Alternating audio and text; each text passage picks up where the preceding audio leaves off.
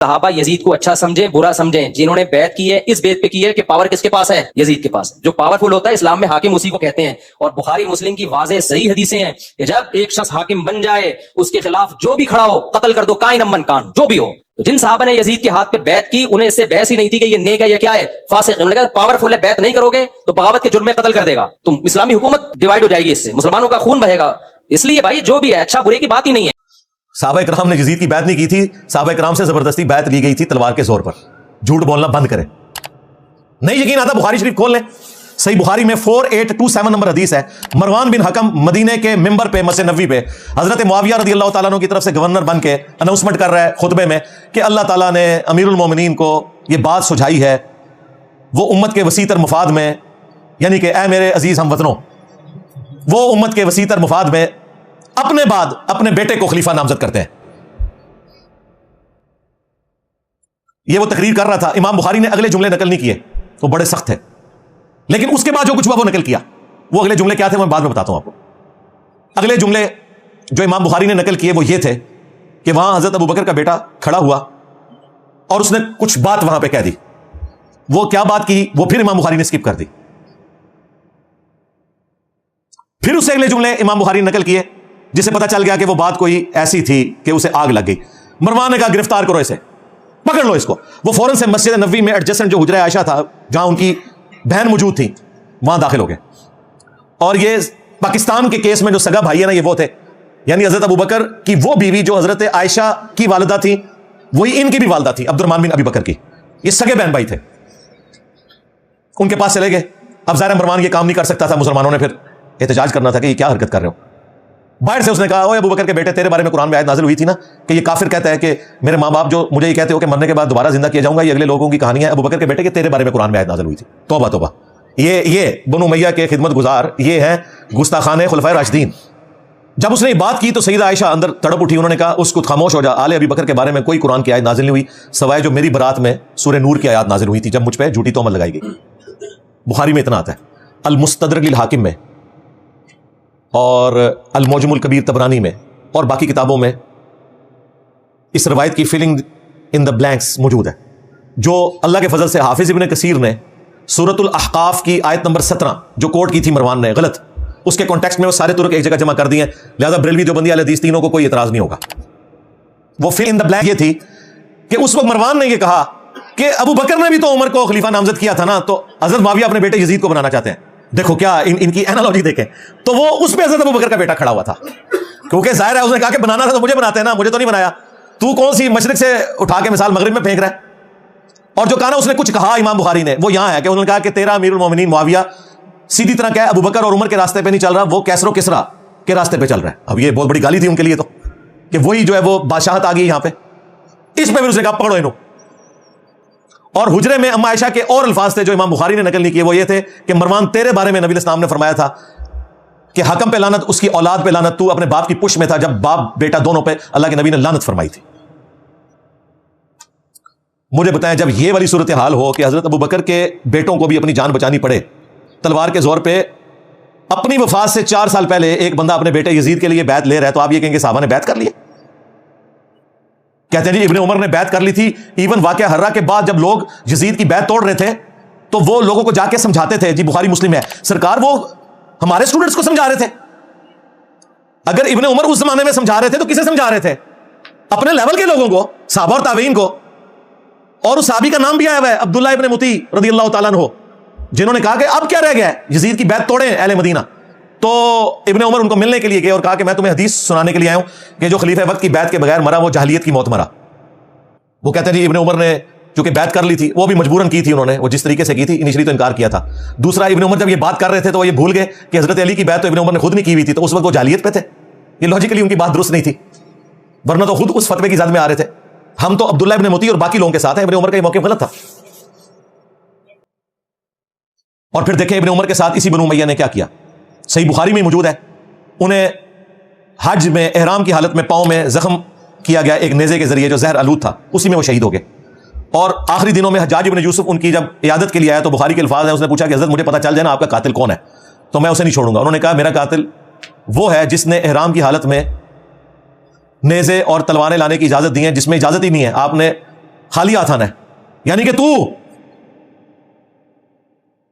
तो देखे बनु उमैया ही कातिल बनी खुद इब्न उमर की।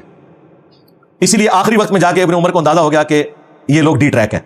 अल मुस्तदरक अल हाकिम में ये हदीस मौजूद है, मजमू ज़वाइद में मौजूद है। इमाम हैसमी जो इब्न हजर अस्क़लानी के उस्ताद हैं, उन्होंने मजमू ज़वाइद में इसकी सनद को सही कहा कि इब्न उमर आखिरी उम्र में अफसोस करते थे और वो कहते थे कि मुझे नमाज रोज़ा छोड़ने के ऊपर कोई अफसोस नहीं, मैंने इस तरह का कोई काम नहीं किया सिवाय एक चीज़ के कि मैंने हज़रत अली के साथ मिलकर फ़िए बागिया के खिलाफ क़िताल नहीं किया, उस बागी गिरोह के खिलाफ जो मुझे करना चाहिए था। कौन सा बागी गिरोह? जो बुखारी में है, अम्मार तुझे एक बागी जमात कत्ल करेगी, तू उन्हें अल्लाह और जन्नत की तरफ बुलाएगा, वो जमात तुझे जहन्नम की तरफ बुलाएगी। यानी हज़रत अली की जमात को नबी इस्लाम ने जन्नत की तरफ बुलाने वाली जमात और उनके मुखालफीन को जहन्नमी जमात नहीं कहा, जहन्नम की तरफ बुलाने वाली, क्योंकि खलीफतुल मुस्लिमीन की मुखालफत ये एक अलग से टॉपिक है। मेरी एक वीडियोस है, वो पिछली वाली वीडियो देख लें, पिछले मुहर्रम वाली, करबला क्यों हुई। तो आप ये देखें, ये बिल्कुल वाज़ेह अहादीस वन साइडेड मुकदमा पेश कर रही हैं। जिन इब्ने उमर की बुनियाद के ऊपर इन्होंने इतना हंगामा खड़ा किया हुआ था, वो इब्ने उमर तो आखिरी वक्त में अपने पुराने अमाल के ऊपर शर्मिंदा है और ये कह रहे हैं इब्ने उमर ने यजीद की बैत कर ली थी। जो मुखालफीन थे इब्ने उमर के, वो भी सहाबा और ताबईन थे, उनकी राय का कोई एहतराम नहीं करते। यानी मीठा मीठा हाप हाप कोड़ा कोड़ा थू थू, इसी के ऊपर कहा जाता है। टेक्स्ट में बुखारी में एक हदीस है, हजरत उमर ने पहले पेशगोई कर दी थी 6830। हजरत उमर ने जब आखिरी हज अपना किया, उसके बाद उनको अगला साल नसीब नहीं हुआ, तो वहां मिना में हजरत उमर तक किसी ने ये बात पहुंचाई कि लोग यहां चेमा गोइयां कर रहे हैं कि जब उमर मर जाएगा तो हम फलां शख्स को अपना खलीफा चुन लेंगे।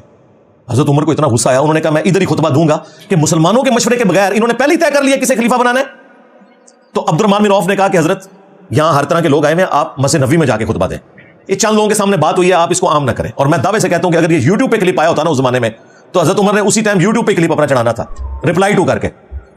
खैर मदीना शरीफ आए, इब्ने अब्बास कहते हैं कि मैं मिंबर के इतने करीब था कि मेरा घुटना टच कर रहा था और मैं साथियों से कह रहा था आज हजरत उमर ने फटे चुक देने, बड़े गुस्से ने, और बड़ा लंबा उन्होंने खुतबा दिया। उसमें यह भी अल्फाज थे कि देखना अबू बकर की खिलाफत जिस तरीके से मुनक़द हुई वो कैटास्ट्रॉफिक कंडीशन थी, मुस्तकबिल में उसे दलील ना बनाया जाए। यानी हजरत उमर मानते थे कि इस तरीके से हजरत अबू बकर को खलीफा नहीं चुना जाना चाहिए था। लेकिन वो साद इब्ने उबादा और जो बाकी मामलात हुए सकीफा बनी साइदा में, वो अलग से एक टॉपिक है। उन्होंने कहा कि ये मुस्तकबिल में दलील नहीं होगी, मुसलमानों के मशवरे के बगैर किसी को खलीफा ना चुनना। हजरत उमर भी हजरत अबू बकर ने साहबा से मशवरा करके, साहबा ने कहा था कि आप नामजद करें, उसके बाद मशवरा हुआ है, ये जबरदस्ती मुसल्लत नहीं किया गया। फिर हजरत उमर ने तो 6 रुकनी कमेटी बनाई, क्योंकि उन 6 से बेहतर लोग कोई नहीं थे। बुखारी में मौजूद है, ये 6 लोग वो हैं जिनसे रसूलुल्लाह अपनी वफात तक राजी रहे।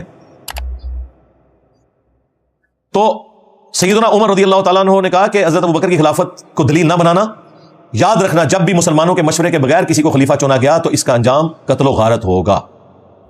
ये कत्ल गारत हुई है। ये कहते हैं जी यजीद खलीफा वक्त था तो हजरत हुसैन ने बगावत की है, नाऊज़ बिल्लाह। जो खिलाफत कायम ही ना हो उसके बारे में ये कहना उसके खिलाफ खुरूज हुआ है। यानी मज़ारात जो बनाने ही हराम थे, उसे कहना कि मज़ारात शहीद हो गए, मज़ार तो शहीद नहीं होंगे, वो बनाने ही हराम थे। मुस्लिम शरीफ में हदीस में तो मैं मना करता हूं कब्रों को पक्का करने से, कब्रों पे इमारत बनाने से और कब्रों पे बैठने से। मुजावर बन के बैठना भी हराम है, वैसे बैठना भी हराम है। लिहाजा ये कॉन्सेप्ट बिल्कुल क्लियर है। झूठा दिफा नंबर 4, वो कहते हैं जी यजीद तो ताबी था जी, हजरत मुआविया का बेटा है, और जामिया तिर्मिज़ी में हदीस है जिसने मुझे देखा उसे भी जहन्नम की आग नहीं छुएगी, और जिसने मेरे देखने वाले को देखा यानी सहाबी को देखा और वो हो गया ताबी, उसे भी जहन्नम की आग नहीं छुएगी। तो कहते हैं जी यजीद तो बख्शा बख्शा है, वाह बख्शा बख्शा है। फिर हजारी इब्न यूसुफ भी बख्शा बख्शा है, वो ताबी नहीं है। जितने झूठे रावी हैं मेजॉरिटी उनकी ताबीन में मौजूद है, कानूनन वो ताबी थे, ज़ाहिर कलमा गो थे। खवारिज कौन थे? ताबीन ही थे, अहले किबला थे, अहले कलमा थे। मौला अली ने उन्हें काफिर नहीं कहा। हाँ, पूछा क्या काफिर है? मुसन्नफ इब्न अबी शैबा में कहानी काफिर नहीं है। पूछा क्या मुनाफिक है? कहा मुनाफिक नहीं है। मुनाफिक तो बड़ा थोड़ा जिक्र करते हैं अल्लाह का, ये तो इतनी लंबी नमाजें पढ़ते हैं। पूछा क्या फिर क्या है? ज़ाहिर जब काफिर नहीं मुनाफिक नहीं तो फिर मुसलमान ही है। उनका ये एक ग्रोह है जिन्होंने हमसे बगावत की है, हम में से ही निकला हुआ एक ग्रोह है। तो खवारिज भी ताबईन है, लेकिन मुस्नद अहमद में मौजूद है नबी इस्लाम ने कहा कि खवारिज जहन्नम के कुत्ते हैं। क्यों? अपने अमाल की वजह से। तो इस तरह नहीं कोई फजीलत साबित हो जाती। हज्जाज जो इतने साहबा का कातिल है उसे आप ताबी कहेंगे? ताबी तो है कानूनन, वो ज़ाहिर मुसलमानों का गवर्नर था। लेकिन मुस्लिम शरीफ उठा के देखें, अस्मा बिनत अबी बकर ने कहा था हज्जाज हमने नबी इस्लाम से सुना था कि बनु सकीफ में एक कज़्ज़ाब होगा और एक जालिम। कज़्ज़ाब तो हम देख चुके, जालिम तू है, ये फजीलत है, लो सामो।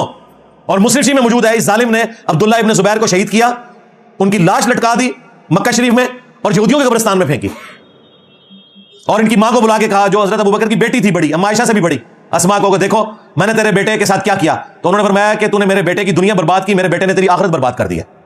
जालिम इंसान। ये मुस्लिम शरीफ है, मौलाना शरीफ नहीं है। تو حجاج بھی پھر تابعی ہے, اسے بھی جہنم کی آگ نہیں چھوئے گی. نہ انہیں قرآن کا پتہ, نہ انہیں سنت کا فہم, نہ انہیں فقہ آتی ہے, صرف ایک بنو امیہ کی چاکری کرنی ہے, چاہے انہیں قرآن و سنت کا انکار کرنا پڑے, جھوٹی روایتیں گھڑنی پڑے, انہوں نے گھڑنی ہے. جو واضح احادیث ہے ان کا انہوں نے انکار کرنا ہے. اس طریقے سے یہ لوگ لے کے چلتے ہیں. اچھا مزے کی بات میں آپ کو بتاؤں, آج سے آلموسٹ 800 سال پہلے امام ابن جوزی گزرے ہیں رحمہ اللہ تعالی, المتوفى 597 ہجری. یہ شیخ عبد القادر جیلانی المتوفى 561 ہجری کے شاگرد بھی ہیں. محدثین میں بڑا مقام ہے ابن جوزی کا. یہ ابن قیم جوزی نہیں ہے جو ابن تیمیہ کا شاگرد ہے, یہ ابن تیمیہ سے بھی 200 سال پہلے گزرے ہیں. ابن تیمیہ بھی انہیں بہت بڑا محدث مانتے ہیں. انہوں نے الموضوعات, بڑی گھڑی ہوئی بڑی بڑی حدیثیں, وہ کتاب بھی لکھی ہے جس میں انہوں نے یہ بھی لکھا ہے کہ جو حدیث حضرت معاویہ کی شان میں ہوگی نا, یہ بھی اس بات کی نشانی ہے کہ یہ گھڑی ہوئی حدیث ہے. گھڑی ہوئی حدیثوں کی کچھ نشانیاں بتائیے, ان میں سے ایک یہ بتائیے جو حضرت معاویہ کی شان میں ہوگی نا تو سمجھ لو کہ یہ گھڑی ہوئی حدیث ہے. اب یہ بہت بڑے محدث ہیں. ان کے زمانے میں ایک ناسبی تھا عبد المغیث, اس نے یزید کے فضائل کے اوپر کوئی رسالہ لکھا, تو ابن جوزی غصے میں آئے, انہوں نے ایک کتاب لکھی جو کتاب محدثین کے ہاں اتھینٹک مانی جاتی ہے. ابن تیمیہ نے بھی اس کی تعریف کی ہے, ابن کثیر نے بھی کی ہے. الرد علی المعتصب العنید المانع من ذم یزید. یہ اس متعصب ضدی شخص کے رد پہ لکھی جا رہی ہے کتاب جو یزید کو برا کہنے کو غلط سمجھتا ہے اور منع کرتا ہے. اس زمانے میں ایک یزیدی تھا عبد المغیث, اس کے رد پہ پھر انہوں نے طبیعت صاف کی ہے ان لوگوں کی. اس میں جب ایک دلیل یہ لی گئی نا کہ یزید جو ہے وہ حضرت معاویہ کا بیٹا ہے اور حضرت معاویہ کے لیے ترمذی میں روایت ہے اے اللہ اسے ہادی اور مہدی بنا, انہوں نے کہا یہ تو روایتی جعلی ہے, اس کی بنیاد کے اوپر تم یہ کلیم کر رہے ہو کہ ان کا یہ ڈیسیژن کرنا کہ یزید کو انہوں نے خلیفہ صحیح بنایا تھا. انہوں نے کہا یہ تو روایتی جعلی ہے. پھر انہوں نے روایت کے اوپر بحث کی. میں نے تو بخاری مسلم سے ثابت کیا, یہ فٹ نہیں بیٹھتی. حضرت معاویہ کے دور میں جو کام ہوئے ہیں اس میں تو یہ دعا فٹ نہیں بیٹھتی. پھر انہوں نے کہا کہ اگر یہ حدیث کوئی صحیح بھی مانتا ہے تب بھی کوئی گارنٹی نہیں کہ نبی اسلام کی یہ دعا قبول ہوئی ہو, کیونکہ نبی اسلام کی کئی دعائیں اللہ نے واپس بھی کی ہیں. بخاری مسلم میں آئے, آپ نے دعا کی تھی کہ میری امت آپس میں نہ لڑے, اللہ تعالیٰ نے واپس کر دی. انہوں نے کہا کیا گارنٹی ہے. پھر ابن جوزی نے اتنا سخت جملہ لکھا, انہوں نے کہا اس سے بڑی کیا دلیل ہے, اگر حضور کی یہ دعا حضرت معاویہ کے حق میں قبول ہوئی ہوتی بقول تمہارے, اگر یہ روایت ثابت ہے تو حضرت معاویہ جنگ صفین میں حضرت علی کے مقابلے پہ آتے. یہ آدھی اور مادی ہونے کہ خلیفہ وقت کے خلاف کھڑے ہو گئے, کڈا بڑا پٹکار مارا انہوں نے. پھر انہوں نے احمد بن حنبل کا قول بھی نقل کیا. جب ان سے پوچھا گیا کہ یزید کے بارے میں آپ کا کیا موقف ہے, انہوں نے کہا یہ وہی ہے جس نے اہل مدینہ کے ساتھ جو کیا. پوچھا کیا کیا, کہا ان کا مال لوٹا, انہیں قتل کیا. تو شاگرد نے کہا صحابی کا بیٹا ہے, حدیث لے لیجیے. انہوں نے کہا حدیث کیا, ایک حدیث بھی اس سے نہیں لینی. اسی لیے دیکھ لیں ذخیرہ حدیث میں صحابہ کرام کی اولاد کی حدیثیں موجود ہیں. حضرت معاویہ 40 سال تک حکمران رہے ہیں, 20 سال تک گورنر اور اگلے 20 سال مکمل طور پہ حکمرانی. بیچ میں ایک حضرت علی والا پیریڈ تھا, اس کے بعد 20 سال ہی حکمران رہے نا صلح حسن کے بعد. 40 سال جس کا باپ مسلمانوں کا حکمران رہا ہے, اس کے بیٹے نے ایک حدیث بھی روایت نہیں کی ہے اور نہ محدثین نے اسے نقل کیا, کیونکہ احمد بن حنبل کہتے ہیں اس سے کیا حدیث لوگ ہیں. پھر شاگرد نے پوچھا جب یہ یزید نے ظلم کیا اہل مدینہ کے ساتھ تو کون لوگ تھے ان کے ساتھ. ان کا اہل شام تھے, جو ہم امیر شام کہتے ہیں. یہ شامی تھے, ایک صوبہ تھا جس نے یہ سارے کا سارا ہنگامہ برپا کیا. تو یہ کتاب اردو زبان میں ترجمہ ہو کے آ چکی ہے, ایک دیوبندی عالم ہے انہوں نے ترجمہ کیا. میں نے 12 اس کتاب کا تعارف کروایا. اب نئی پرنٹنگ ہو کے یہ کتاب آ چکی ہے. ہماری ویب سائٹ پہ اس کا PDF بھی رکھا ہوا ہے, کسی نے PDF بنا دیا تھا تو ہم نے وہ اپلوڈ کر دیا, لیکن ہارڈ کاپی بھی آپ کے پاس ہونی چاہیے, وہ آپ منگوا سکتے ہیں. وہ کتاب کا ہم ٹائٹل پیج شیئر کروا دیں گے آپ کو. وہ کتاب پڑھنے سے تعلق رکھتی ہے, اس میں اور کئی چیزیں ہیں جو آپ کے لیے انشاءاللہ اس حوالے سے بینیفیشری ہوں گی. اچھا اسی والے سے نا یہ بیچ میں ایک چوہا چھوڑ دیتے ہیں کہ جی اگر حضرت معاویہ نے اپنے بیٹے کو بنا دیا تو کیا ہوا, حضرت علی نے بھی تو اپنے بیٹے کو بنایا تھا. بالکل جھوٹ, حضرت علی نے کوئی اپنے بیٹے کو نہیں بنایا. مسند ابی یعلا میں, المستدرک للحاکم میں اور کتابوں میں موجود ہے. لوگوں نے حضرت علی کو کہا, کیونکہ زخم لگنے کے بعد وہ کچھ دن زندہ رہے, کہ آپ اپنا خلیفہ کسی کو نامزد کریں. انہوں نے کہا میں تمہیں ویسے ہی چھوڑ کے جاؤں گا جس طرح نبی اسلام چھوڑ کے گئے تھے, تم اپنا خلیفہ خود چنو گے. اور یہ ظالم کہتے ہیں کہ حضرت علی نے حسن ابن علی کو اپنے بعد خلیفہ نامزد کیا. وہ صحابہ کرام نے مشورے سے چنا تھا. اس حوالے سے شیخ البانی نے ایک روایت لی ہے کہ میری امت کا پہلا شخص جو میری سنت کو بدلے گا وہ بنو امیہ سے ہوگا.